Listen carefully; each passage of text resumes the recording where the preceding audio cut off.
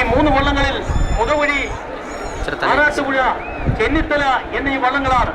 മുതവഴി ഏതാണ്ട് ഒരു അല്പം മുന്നിലായി, ആറാട്ടുപുഴ അതിനു പിന്നിൽ ചെന്നിത്തല എന്നിങ്ങനെ മത്സരിച്ചു വരുന്ന ഒരു കാഴ്ചയാണ് നമുക്ക് കാണുവാൻ കഴിയുന്നത്. ബി ഗ്രൂപ്പിലെ മത്സരങ്ങളിൽ ചൂടും ചുണയും പകർന്നുകൊണ്ട് അടുത്ത ഒരു ഗ്രൂപ്പ് കൂടി പുറകെ വരുന്നുണ്ട്. എങ്കിലും ബി ഗ്രൂപ്പിന്റെ ആദ്യ വിഭാഗം ഇപ്പോൾ കടന്നുപോയിക്കൊണ്ടിരിക്കുന്നു. ഈ ആറിന്റെ പ്രത്യേകത ഞാൻ മുൻപ് പറഞ്ഞു. തുടക്കം തെക്കുവശത്ത് നിന്ന് ചാഞ്ഞു വന്നെങ്കിൽ അത് അവസാനം വരുമ്പോൾ വടക്കുവശത്തേക്ക് എല്ലാവരും മാറും.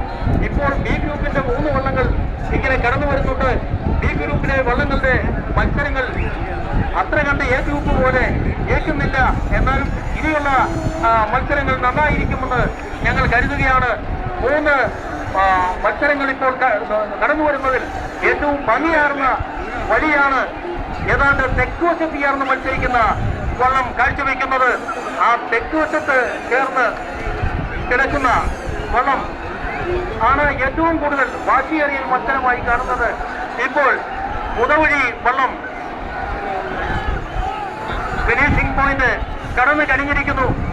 ഇനി അടുത്ത ബാച്ചിൽ ബി ബാച്ചിൽ തന്നെയുള്ള അടുത്ത മത്സരം പുറകെ വരുന്നുണ്ട്. അതിനെക്കുറിച്ചുള്ള വിവരണം ശ്രീ ജോസഫ് ഇളംകുളം നൽകുന്ന Shri John Aymanam. B batch വള്ളങ്ങളുടെ പ്രാഥമിക പാദ മത്സരത്തിലെ